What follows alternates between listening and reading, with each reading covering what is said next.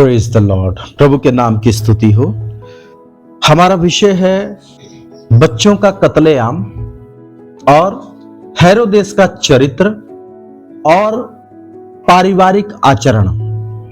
हम पढ़ेंगे परमेश्वर के वचन से मत्ती उसका 2 अध्याय उसका 16 से 18 तक। जब हेरोदेस ने यह देखा कि ज्योतिषियों ने उसके साथ धोखा किया है, तब वह क्रोध से भर गया और लोगों को भेजकर ज्योतिषियों द्वारा ठीक ठीक बताए गए समय के अनुसार बैतलहम और उसके आसपास के स्थानों के सब लड़कों को जो 2 वर्ष के या उससे छोटे थे मरवा डाला। तब जो वचन यिर्मयाह भविष्यद्वक्ता के द्वारा कहा गया था वह पूरा हुआ। रामाह में एक करुण नाद सुनाई दिया, रोना और बड़ा विलाप। राहेल अपने बालकों के लिए रो रही थी और शांत होना न चाहती थी, क्योंकि वे अब नहीं रहे। जब हेरोदेस ने देखा कि ज्योतिषियों ने उसके साथ धोखा किया है, तब वह क्रोध से भर गया और लोगों को भेजकर ज्योतिषियों के द्वारा ठीक ठीक बताए गए समय के अनुसार बैतलहम और उसके आसपास के स्थानों के सब लड़कों को जो 2 वर्ष के या उससे छोटे थे मरवा डाला। तब जो वचन यिर्मयाह भविष्यद्वक्ता के द्वारा कहा गया था वह पूरा हुआ और रामाह में एक करुण नाद सुनाई दिया, रोना और बड़ा विलाप। राहेल अपने बालकों के लिए रो रही थी और शांत होना ना चाहती थी, क्योंकि वे अब नहीं रहे। यिर्मयाह भविष्यद्वक्ता के द्वारा ये भविष्यवाणी जब की गई थी तो ये क्यों की गई थी? यिर्मयाह 31 का 15 पढ़ेंगे। यहोवा यह भी कहता है, सुन, रामा नगर में विलाप और बिलख बिलख कर रोने का शब्द सुनने में आता है। राहेल अपने लड़कों के लिए रो रही है और अपने लड़कों के कारण शांत नहीं होती, क्योंकि वे जाते रहे। ये घटना यिर्मयाह के द्वारा भविष्यवाणी के तौर पर की गई है, लेकिन यह भविष्यवाणी है नबूकदनेस्सर के हमले के दौरान रामा अर्थात बैतलहम में जो नरसंहार होगा, उसमें खास तौर से बच्चे मारे जाएंगे। उनको आत्मा में यिर्मयाह देखकर उसका वर्णन लिख रहा है और उसको जोड़ रहा है राहेल से, क्योंकि राहेल जब हारान से याकूब आ रहा था तो मार्ग में उसकी मृत्यु हो गई थी बिन्यामीन के जन्म के समय में। उस समय में क्योंकि वो रास्ते में थे, इसलिए उसको रामाह का जो मार्ग था उसके किनारे उसको क्या कर दिया गया? दफन कर दिया गया। लेकिन इजराइल की वो माता है, इजराइल देश के तौर पर वो उसकी क्या है? माता है। तो रामाह अर्थात बैतलहम में जब बच्चों का कत्लेआम हुआ तो उसको इजराइल की माता के तौर पर जो अब मर चुकी है वो नहीं है, लेकिन उसको एक तरह से एक राष्ट्र की पीड़ा के तौर पर यिर्मयाह नबी दिखा रहा है। यह घटना पहले घट चुकी है, लेकिन सेम घटना दोबारा घटी है। बच्चों का कत्लेआम हुआ है। नबूकदनेस्सर के हमले जैसी तो नहीं, लेकिन बच्चों पर, रामाह के या बैतलहम के बच्चों पर उसी तरह का एक आक्रमण हेरोदेस राजा के द्वारा किया गया। और उस पीड़ा को यिर्मयाह जैसे आत्मा में देख रहा था, उसी तरीके से मत्ती आत्मा में समझ रहा है, क्योंकि वही आत्मा है दोनों में। एक राष्ट्र की, क्योंकि राष्ट्र गुलाम है उस समय में, गुलामी के समय में जो भी अत्याचार हो रहे हैं वो एक राष्ट्र के ऊपर हो रहे हैं। और राहेल जो है इजराइल राष्ट्र की माता के तौर पर इजरायली या यहूदी उसको मानते हैं, इसलिए उसके संदर्भ में उस दुख को व्यक्त किया जा रहा है।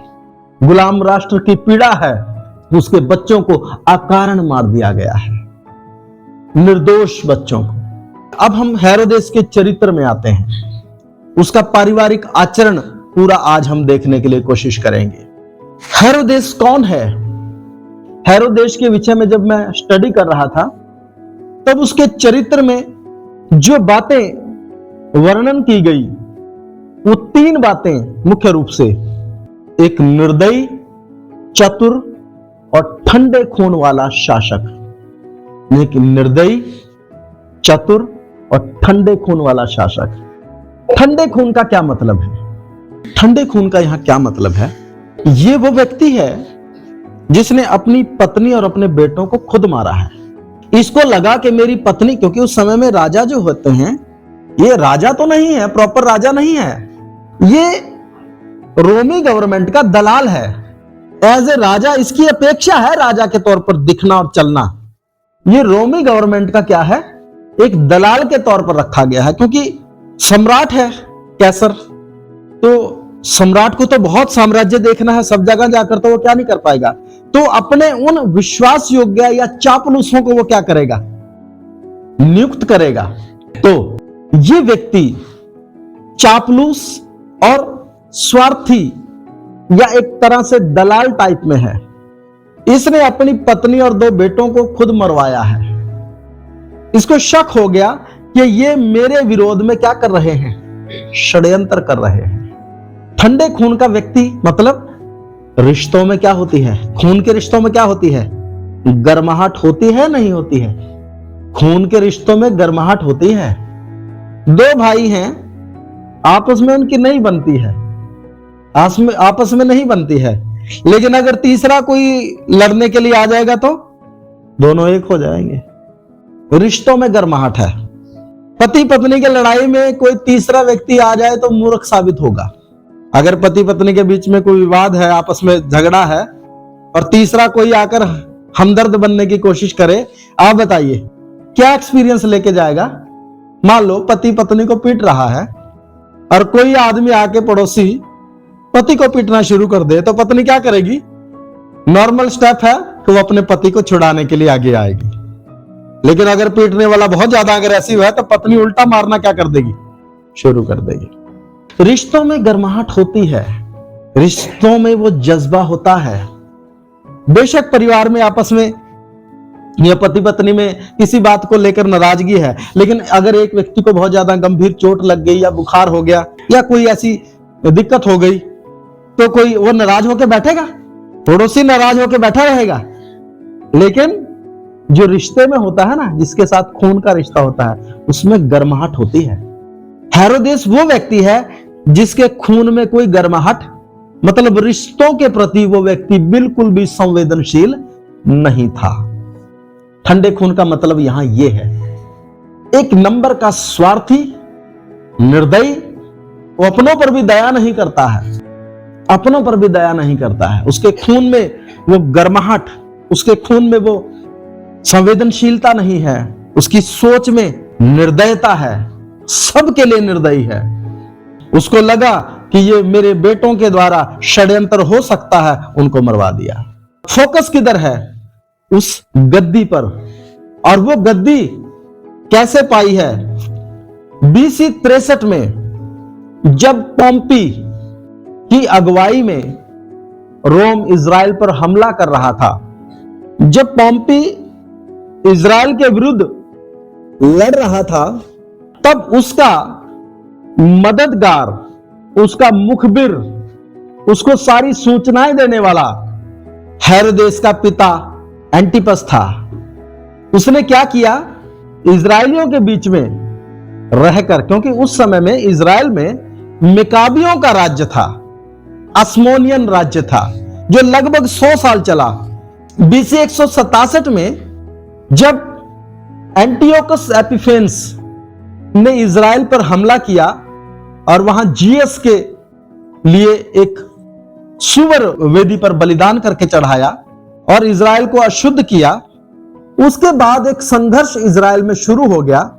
मिकाब वंशी यूदास और उसके 5 बेटे गुरिल्ला युद्ध में एंटियोकस एपिफेन्स और उसकी सेना से लड़ने लगे, और वो बहुत दिलेर और देश प्रेमी व्यक्ति थे।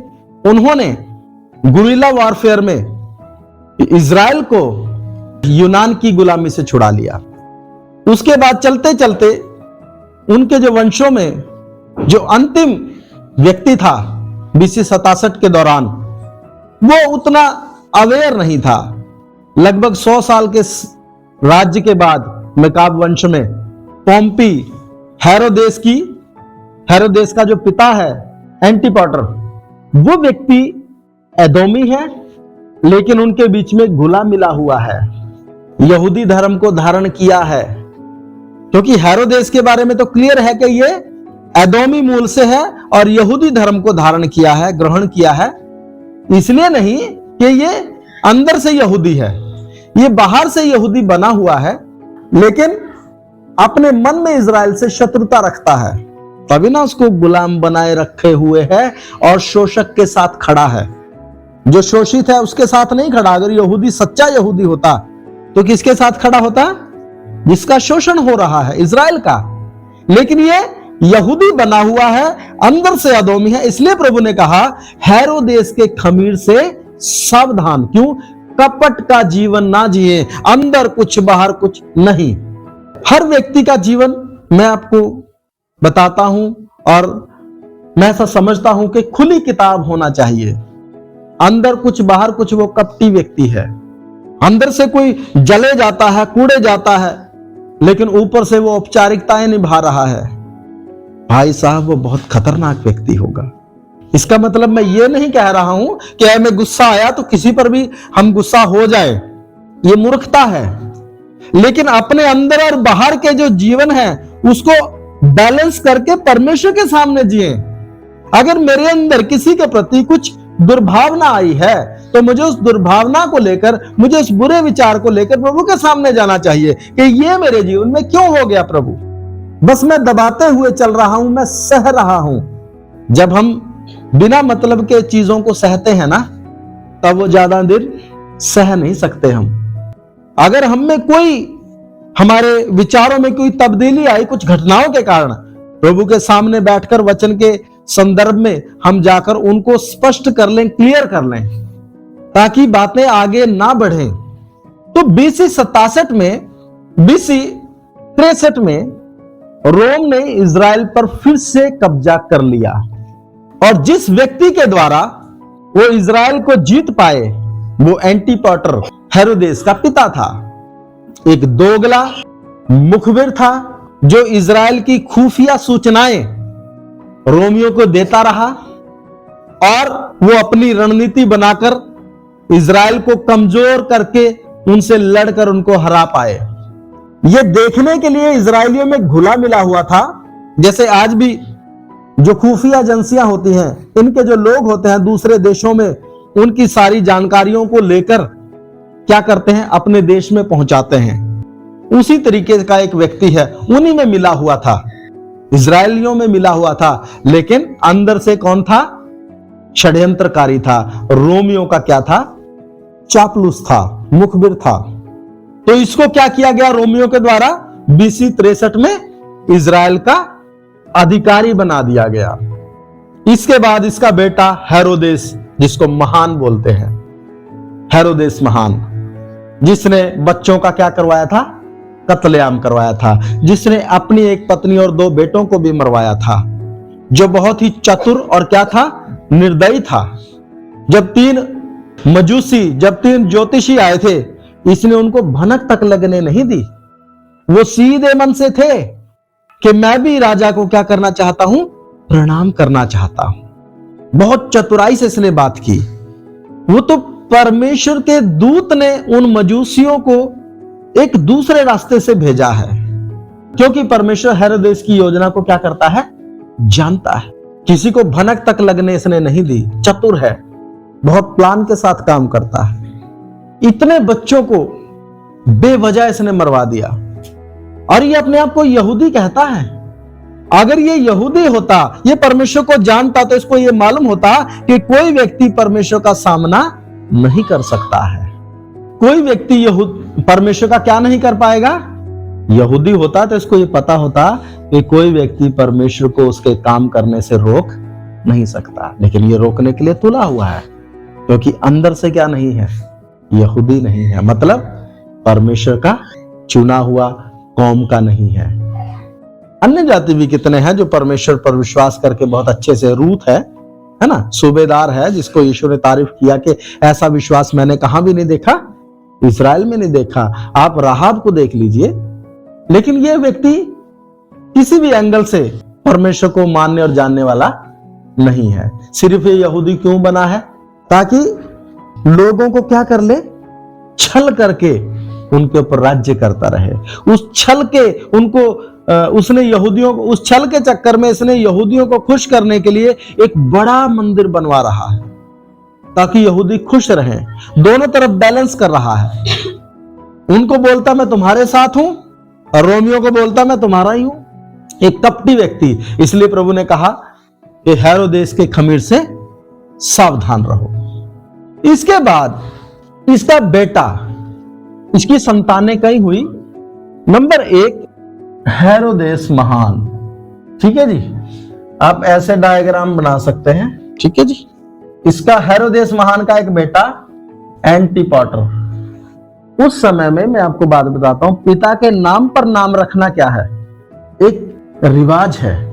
अब ये इसने अपने बाप का नाम अपने बेटे को दिया। ये है हेरोदेस अरिस्टोब्यूलस। फिर है हेरोदेस फिलिपुस। मैं आपको ये विषय पता क्यों बता रहा हूं कि आपको भी ये थोड़ा सा क्लियर हो जाए कि ये हेरोदेस, हर जगह हेरोदेस हेरोदेस है, तो ये है क्या चीज। चौथा इसका बेटा है हेरोदेस एंटिपस। पांचवा इसका बेटा है हेरोदेस आर्खिलाउस। छठा इसका बेटा है हेरोदेस फिलिपुस II। ठीक है जी, इसके ये 6 बेटे हैं। एंटीपाटर की भूमिका हम नहीं देखते हैं कि ये आगे कोई शासन प्रशासन में आया है। हो सकता है ये मर गया हो या कुछ भी। हेरोदेस अरिस्टोब्यूलस, इसके बारे में हम आगे देखेंगे। हेरोदेस फिलिपुस, ये वो व्यक्ति है जिसकी पत्नी हेरोदियास थी। उसके बाद इसकी पत्नी हेरोदेस एंटिपास, हेरोदेस एंटिपास, जिसको यूहन्ना ने बोला था कि तेरे भाई की पत्नी को रखना तेरे लिए क्या नहीं है। इस हेरोदेस के इस बेटे की पत्नी को इसने अपनी पत्नी कर लिया था।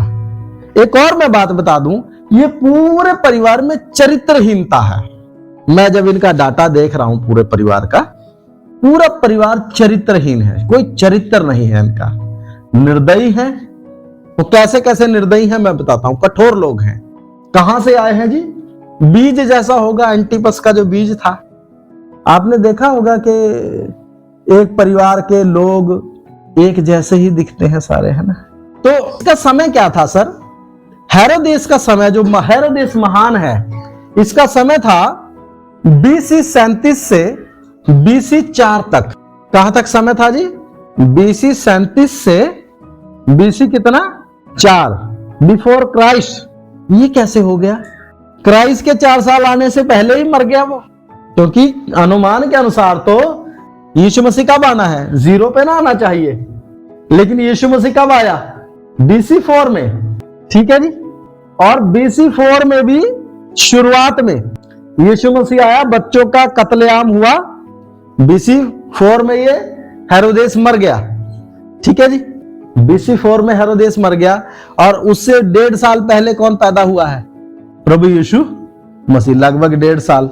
ठीक है जी, तो ये कैसे आइडिया लगेगा। फिर क्रिसमस कहां गया, क्रिसमस की तो कोई क्या ही नहीं है, डेट ही नहीं है। हिस्टोरिकली अगर कोई कंफ्यूजन हो तो 5 साल अनुमान में ले लिए जाते हैं आगे पीछे, क्योंकि वहां की एग्जैक्ट क्या नहीं पता है, डेट नहीं पता होती। उनके कोई डेथ सर्टिफिकेट इश्यू नहीं हुए थे। घटनाओं से जोड़कर उनकी मृत्यु और जन्म को क्या किया जाता है, और कई चीजों को स्पष्ट लिखा जाता है। जैसे इजराइल के संदर्भ में हर चीज को दिन और ये सब चीजों में लिखा जाता है, लेकिन यीशु मसीह के बारे में वहां भी कुछ नहीं लिखा गया। तो BC 4 में मर गया।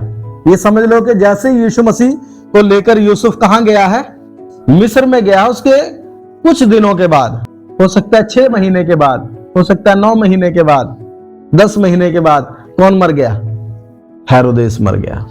उसके बाद उसके बेटे, उसके जो इजराइल पर जो होल्ड वो रखता था रोमियो की तरफ से, वो सारा जो एरिया है उसके बेटों में बांट दिया गया। इसलिए उनको बोलते हैं चौथाई का राजा। ये एरिया इसका है ना। इसके लिए मैं एक आयत पढ़ देता हूं आपको, मत्ती 2:22 पढ़िएगा। परंतु यह सुनकर कि अरखिलाउस अपने पिता हेरोदेस की जगह यहूदिया पर राज्य कर रहा है, वहां जाने से डरा। फिर स्वप्न में परमेश्वर से चेतावनी पाकर गलील प्रदेश को चला गया। तो अरखिलाउस अपने पिता हेरोदेस के जगह पर, जहां हेरोदेस राज्य कर रहा था, वहां पर अब उसका कौन सा बेटा आ गया जी? हेरोदेस अरखिलाउस, जो कितने समय राज्य किया? BC 4 से AD 6 तक। और हेरोदेस एंटिपस कहां राज्य किया? गलील और पीरिया, यर्दन नदी के ईस्ट में, पूर्व में, और गलील क्षेत्र में राज्य किया।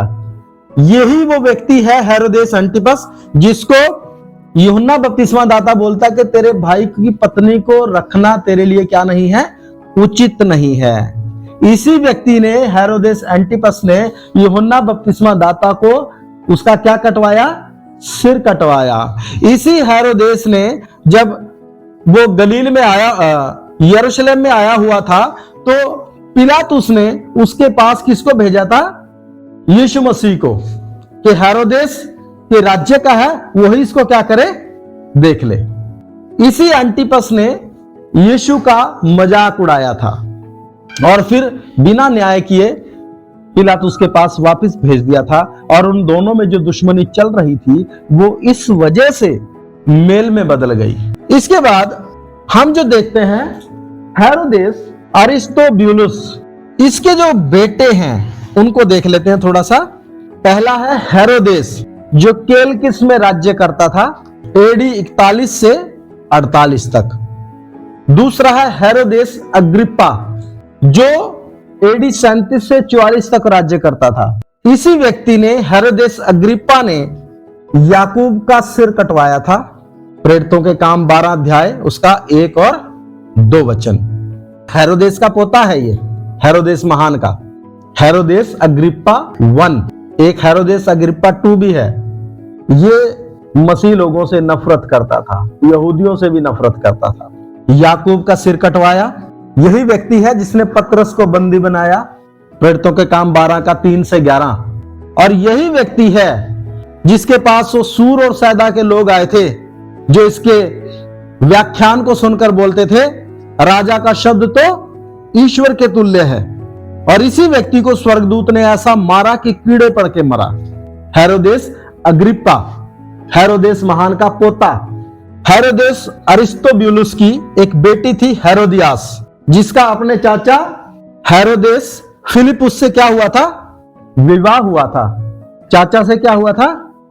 विवाह हुआ था, जो मैंने आपको पहले बताया, हेरोदेस का बेटा था।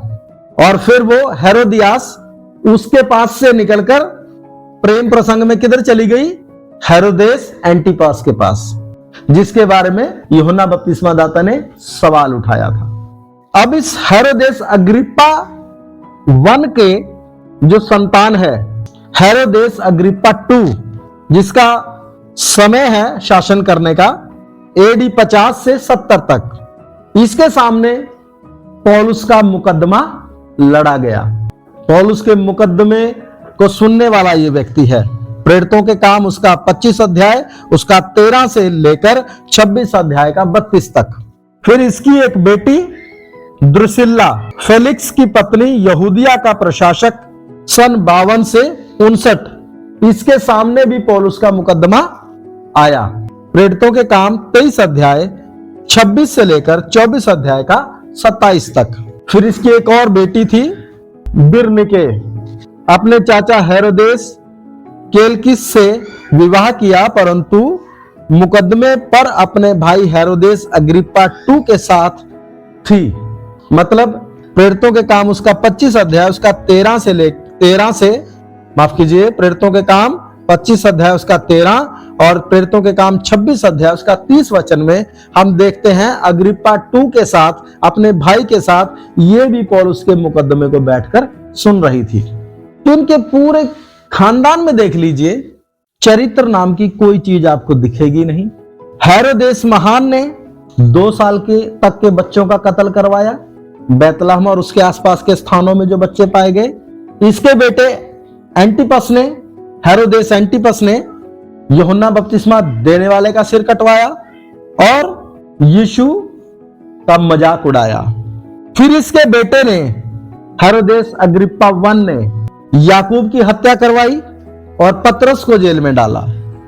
फिर इसके बेटे ने, हेरोदेस के पड़पोते ने पौलुस का न्याय सही तरीके से नहीं किया। मतलब शासक बने हैं लेकिन न्याय करने का चरित्र इनमें नहीं है, क्योंकि असली शासक नहीं है।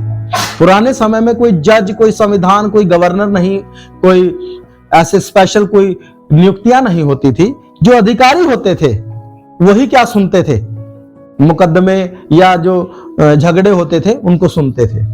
लेकिन इनके बीच में हम देखें, इनमें न्याय का चरित्र ही नहीं है, क्योंकि ये क्या है, निर्दयी, चरित्रहीन, चतुर और ठंडे खून के क्या हैं, लोग हैं।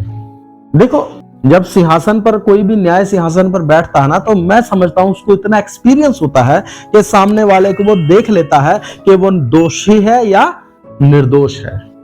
और परमेश्वर के दासों के ऊपर अगर कोई प्रहार कर रहा है, क्योंकि मसीह के जो चेले हैं वो किसी के ऊपर घात तो लगाते नहीं हैं, वो सिर्फ क्या बताते हैं, परमेश्वर का वचन बताते हैं। कौन सा वचन? मन फिराव का वचन, पापों से क्षमा का वचन, सुसमाचार, मतलब अच्छा संदेश देते हैं। उस पर भी एक व्यक्ति को इतना आवेश आता है, इतना क्रोध आता है कि वो उसको हत्या करने के लिए सौंप देता है, तलवार से उसका सिर कटवा देता है।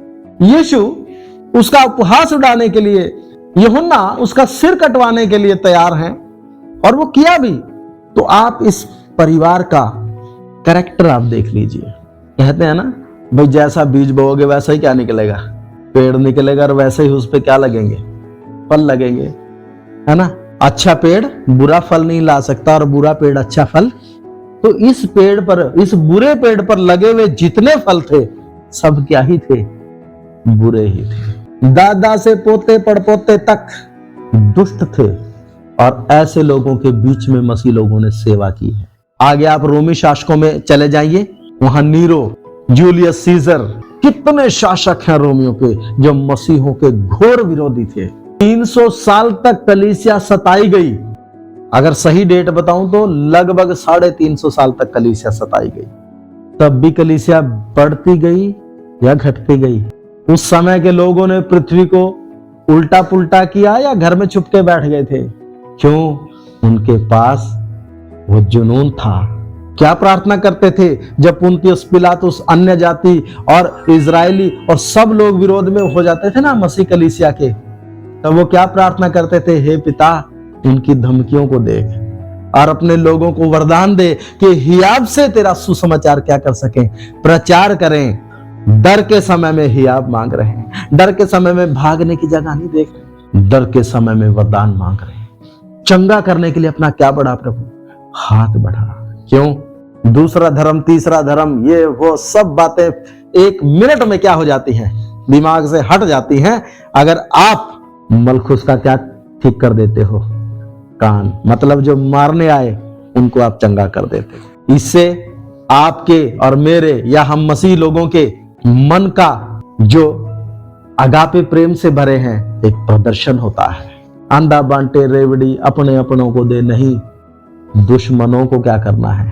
चंगा करना है। मतलब विरोधी लोगों को परमेश्वर कहां ले आता है? अगर ये सामर्थ के काम, ये चंगाई के काम परमेश्वर ना करे तो हमारे प्रति लोगों का नजरिया बदलेगा? तो परमेश्वर का काम है, हमारा नहीं है। हमारे तो अपना नहीं दर्द जाता, परमेश्वर का काम है।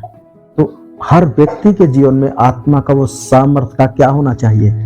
काम होना चाहिए। आइए हम प्रार्थना करें। प्यारे खुदावन, आपके कदमों में आए, कुछ समय आपके वचन को सीखा। प्रभु, किस प्रकार निर्दयी लोगों के बीच में प्रभु आपकी कलीसिया ने, आप प्रभु यीशु मसीह खुद ने परमेश्वर की इच्छा को पूरा करते हुए दुखों को उठा उठाकर आज्ञा को मानते हुए परमेश्वर की उस सिद्ध इच्छा को अपने विषय में पूरा किया है। पिता, हम धन्यवाद करते हैं इस सौभाग्य के लिए। आज परिस्थितियां कुछ भी हों, हमारे परमेश्वर का हाथ सामर्थी है शत्रुओं को जो शत्रुता करते हैं झुकाने के लिए। वो सामर्थी है अद्भुत काम करने के लिए। वो जो कल, आज, युगान युग एक सा है, जो सर्वशक्तिमान, सर्वव्यापी, सनातन काल का सृष्टिकर्ता। हालेलुया। प्रभु हम विनती करते हैं, आप अपना हाथ बढ़ाएं, हर एक वरदानों से भरे, हर एक आत्मा में सरगर्म हो, हर एक आपकी सिद्ध इच्छा को अपने जीवन में प्रबलता के साथ लेकर चले, ताकि आपकी मर्जी पूरी हो, ना कि हमारी। जिसके लिए आपने चुना उस काम को हम कर सकें, प्रभु सहायता करें। कैसे प्रथम शताब्दी की कलीसिया ने सैकड़ों सालों तक पीड़ाओं के बीच में रहकर काम किया, लेकिन कभी पीछे नहीं हटे, मार खाते खाते मर गए, लेकिन छुटकारा नहीं चाहा। प्रभु उसी तरीके से आज वर्तमान में भी प्रभु अपने लोगों को अभिषेक कर खुदावंद सामर्थ दे, ताकि आपकी स्वर्गीय सिद्ध इच्छा को अपने विषय में पूरा कर सके। सहायता करें, यीशु मसीह के नाम, आमीन।